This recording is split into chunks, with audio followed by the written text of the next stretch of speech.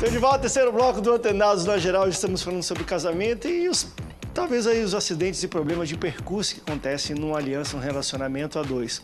Até que ponto vocês entendem que deve se lutar pelo casamento? E acho que vocês, como pastores e pessoas que tratam com outras pessoas sobre esse assunto, já viram situações que às vezes a gente imaginava irreversíveis e deu certo, e às vezes coisas bobas trouxe algum tipo de separação ou divórcio.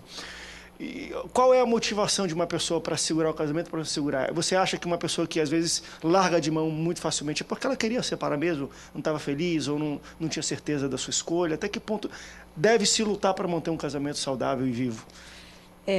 A escolha é fundamental, né? Você escolher dia a dia e ter a oportunidade de se esforçar para isso. O problema é que quando os acidentes acontecem no casamento, o peso da responsabilidade de refazê-lo, de começar de novo, é muito pessoal.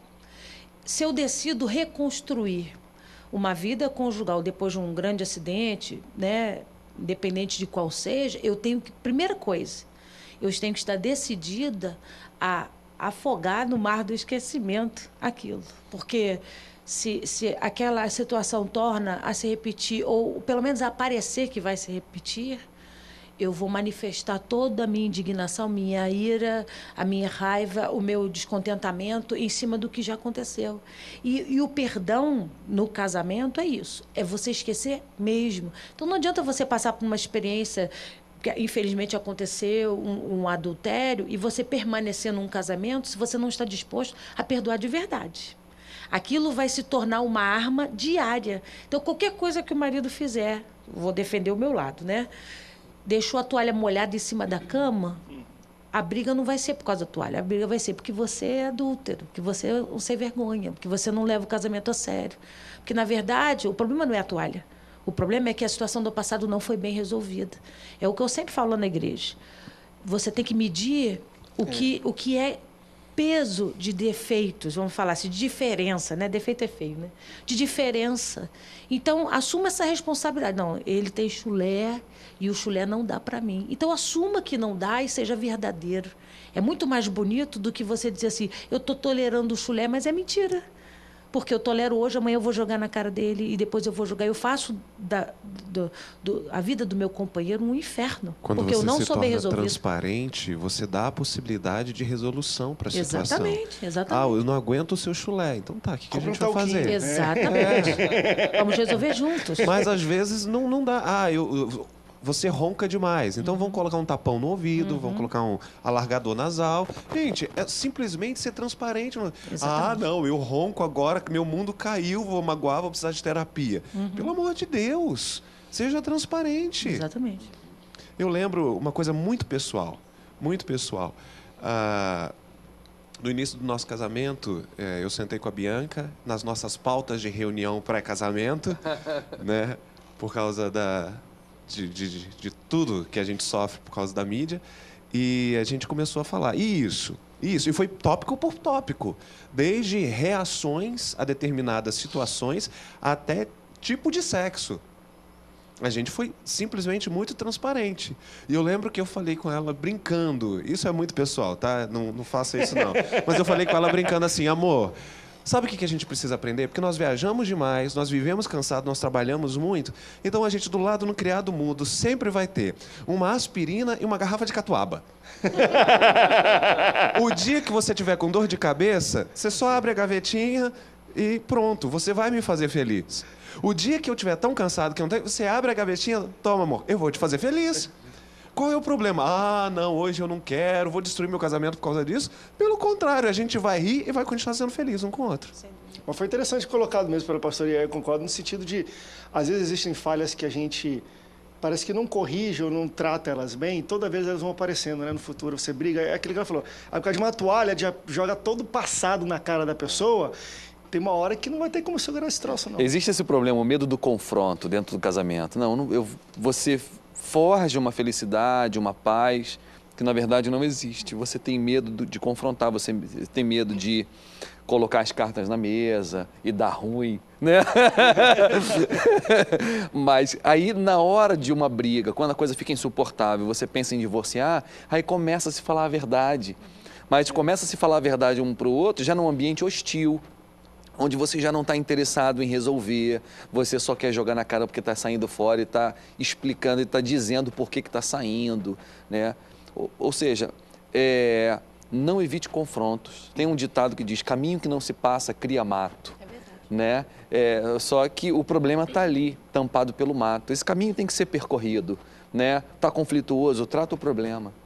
Amós 3:3 me diz que muitos relacionamentos não acabam não é por falta de amor, mas é por falta de não ter a mesma visão. Não pararam para conversar. Como andarão os dois juntos se não houver entre eles acordo? Uma vez falando com um advogado amigo meu chamado Cláudio, ele falou exatamente isso que o Michel colocou aqui. Ele falou, André, eu já vi 2 ou 3 casamentos que eu fui tratar dessa questão de divórcio, de finalização, de quando sentou naquele lance, enfim, para conversar sobre bem, sobre partilha e tudo, que começou a se falar, enfim, de se debater por que acabou, para tentar jogar a culpa um para o outro, ele falou assim, eu já vi de 3 situações que eu já vivi disso, uma onde o casamento voltou ao normal de novo, porque eles sentaram lá e falaram, não, porque ele fez isso comigo, e pela primeira vez, diante de um juiz ou de advogado, eles estavam falando a verdade um na cara do outro. E aí começou, mas foi, poxa, passa disso? Não, mas eu posso consertar, não sei, suspender. Ele falou, André, enfim, né, não sei se ele ganhou os honorários dele, mas ele se sentiu bem, porque isso acontece de fato mesmo, às vezes, e eu vou além, enfim, por ser filho de pastor, e às vezes eu converso muito, meu pai, até sobre o meu próprio casamento, meu pai fala muito isso também. Às vezes é a sala ou o gabinete de um pastor, a primeira vez que um casal senta e fala a verdade na cara um do outro. É necessário, às vezes, um intermediador, um pastor, falar, vem aqui, quais são os seus erros, quais são os acertos, para conversar. Por que existe essa falta de... ou vocês acham o contrário? É interessante sempre você buscar ter um intermediador? Seja a família, ou seja o pastor, ou seja um psicólogo, porque às vezes, principalmente hoje, às vezes é necessário que tenha um intermediador, um juiz, para poder trazer à tona uma conversa dessa. É necessário. Essa semana eu passei por uma experiência interessante. O Lincoln estava com a gente, estavam eu, o Lincoln e o pastor Tuca, e um casal amigo em comum. Ele não estava conosco, ela estava, e ela falou de uma experiência, né, que ele havia traído ela, mas que nunca havia confessado, né? Daqui a 5 minutos ele chegou e sentou. Quando o tema era casamento e tal, ele falou assim, não, porque eu traí ela uma vez, tal. Ela, Ele se sentiu à vontade num ambiente entre pastores de confessar a ela. Isso tem anos, ele não era cristão na época que fez, ela já havia contado isso antes. Eu achei aquele momento um momento de cura. Cura. Ele se sentiu à vontade para confessar uma coisa que ele nunca teve coragem de confessar. Talvez não por qualquer outro motivo, senão para não deixá-la triste e tudo mais, né? Porque por mais que tenha havido perdão e tudo, você sempre fica remoendo a ideia de que, poxa, seu marido deitou com outra mulher. A imagem, a fantasia que você cria do que aconteceu é terrível. Talvez ele tenha feito para protegê-la. Mas a mulher, ela sempre quer saber. Ela não quer ser protegida. Ela não quer ser protegida. Mas a forma como aconteceu, cara, eu achei aquilo ali, deve ter sido muito libertador para ele, sobretudo, poder dizer. Porque a gente gosta da verdade. A gente quer poder conseguir falar a verdade dentro do casamento sem sofrer uma consequência absurda. Porque quando você conta, já é o conserto. Você já não quer mais sofrer por aquele dano, né? Mas é exatamente quando você conta que a esposa entorna o caldo. Que é o início dos problemas, é verdade. Talvez a importância de fazer na frente de um pastor. A mulher sempre espera a verdade. Quando o homem fala a verdade, acabou a briga. A briga dela é pela falta da verdade. Pela falta da sinceridade, da honestidade. Eu tô bonita, tá? Não, mas olha direito. Não, mas aí é uma Você olhou. Essa pergunta é perigosa. Essa pergunta é perigosa. Perigosíssima. Mas é verdade. Ela quer a verdade. Não tá bom, não. Ela não vai discutir. Ela vai e vai trocar roupa. Porque a busca da mulher, principalmente na relação a dois, é a verdade. Ela quer viver aquilo intensamente. Ela foi criada para isso, né? Então, e a verdade é uma só. Eu defendo a bandeira, eu sou mulher, forte, decidida, né? Faço minhas escolhas com convicção, mas a mulher gosta de ter um homem com H maiúsculo na relação. Ela sente falta de um homem que a ampare, mas também que faça escolhas pela casa. E, infelizmente, os grandes problemas, né, do casamento de hoje é que a mulher tem invertido seu papel. Ela tem tomado o papel do homem, o homem tem feito o papel de mulher dentro de casa, e a mulher decide, a mulher escolhe, e o homem... O que você vai fazer? Ele diz, resolve você. E não foi assim. Não é para ser assim desde o início, né?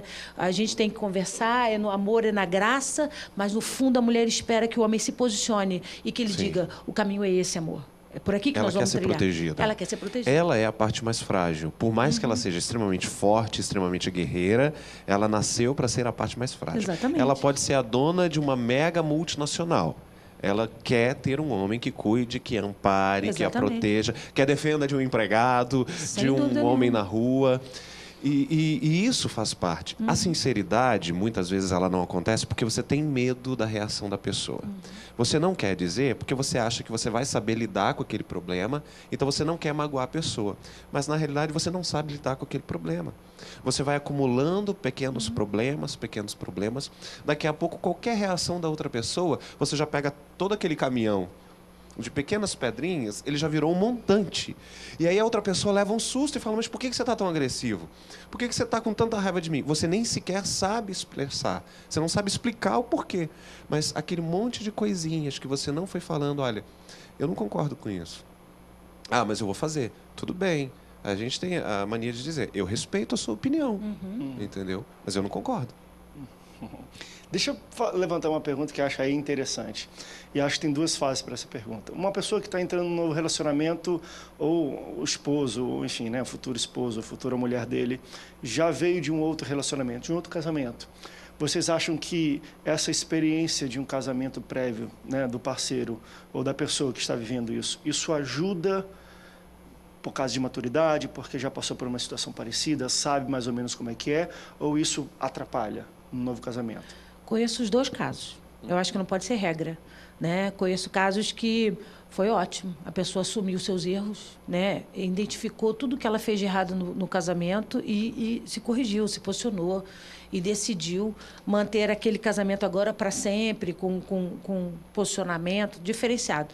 Mas conheço o outro lado também, que a pessoa fez escolhas erradas e não tratava a esposa de uma forma saudável, era duro, né? Forte nas suas palavras, e no novo casamento virou um banana, né? Passou a fazer todas as vontades da mulher, a mulher começou a mandar, quer dizer, perdeu o sentido.